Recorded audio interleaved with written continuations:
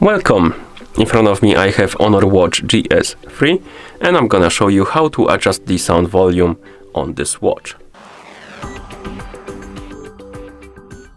First we need to wake up the screen on our watch, and you can do it by pressing the upper button. Once you wake up the screen on your watch, press the upper button again to open the menu. Then scroll through the menu by swiping on the screen, find the settings icon, and once you find it, tap on it to enter the settings.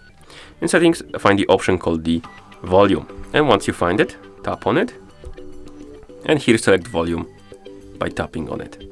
And as you can see, we have the bar right here, and we can adjust the sound volume by swiping on the slider or by tapping on the icons. And once you're done adjusting the volume, you can press the upper button. Oh, never mind.